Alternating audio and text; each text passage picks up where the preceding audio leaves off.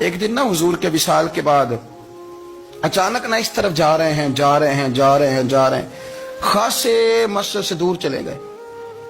تو حضرت عمر تھوڑا طبیعت کو جانتے تھے. جناب عمر پیچھے دوڑے, کہنے لگے کدھر جا رہے ہو؟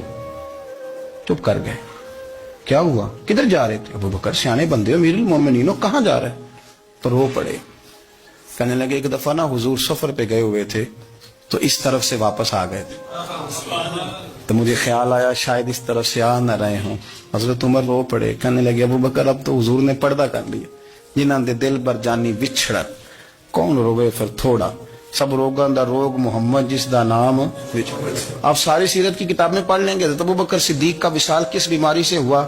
لوگوں نے قول کیے ہیں کہ وہ سانپ کا زہر آ جاتا تھا, فلاں چیز تھی, لیکن کو بندہ وجہ تلاش کر سکا کیا وجہ تھی وصال ہو گیا, کیا بیماری تھی, کیا تکلیف تھی. باقی وجوہات آپ کو ملیں گے. عثمان غنی شہید ہو گئے, حضرت عمر شہید ہو گئے, مولا علی, ابو بکر صدیق چلے گئے 63 سال کی عمر. وجہ کوئی نہیں بتائے گا.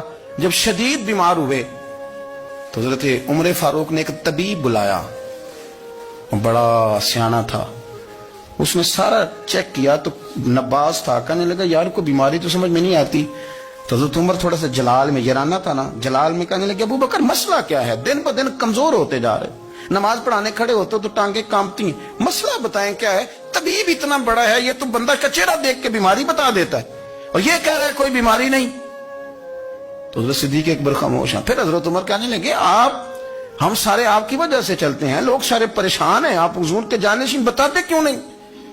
جب تیسری دفعہ کہا تو حضرت صدیق ایک بار کہنے لگے عمر زیادہ باتیں نہ کر, تجھے پتہ نہیں مجھے کیا بیماری ہے؟ نہیں پتا تو میں بتاؤں, نہیں پتا تجھے بول. تو جناب عمر رو پڑے. کہنے لگے ابو بکر مجھے پتا ہے آپ کا دیدار کے بغیر کام نہیں چلتا. وقت نا لمبا ہو گیا, چر ہو گیا, میں ترلے لیندیاں کدی موڑ میرے ول باگا, خواب میری وچ ایک وار دیاں میں ساری عمر نہ جاگا.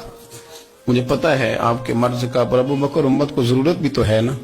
حضرت صدیق ایک بار کہنے لگے بس ہو گئی ہے, اب میری وصیت یاد رکھنا, جب میں دنیا سے جاؤں تو اٹھا کے میرا جنازہ قبر رسول پہ لے جانا, اور پہلے پوچھ لینا کہ ابو بکر حاضر ہے, اجازت ہو تو مجھے دفن کر دینا, ورنہ جنت البقیع میں. تو لوگ کہتے ہیں ابھی جنازہ ہی رکھا ہی تھا کہ دروازہ اندر سے خود بخود کھل گیا, اور آواز آئی اب دیر نہ کرو, محبوب کو محبوب کے ساتھ ملا دو.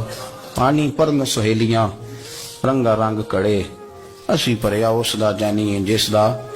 میں نے شروع میں ایک بات کی تھی کہ اپنی خواہشات کو نا حضور کا غلام بنا دیں, سوچیں سمجھیں کہیں وہ لفظ جو مدینے والے رسول کو پسند ہیں, پھر دیکھنا مسلمان ہونے کا مزہ آئے گا, پھر ذائقہ نصیب ہوگا. اللہ ان کے درجات بلند فرمائے.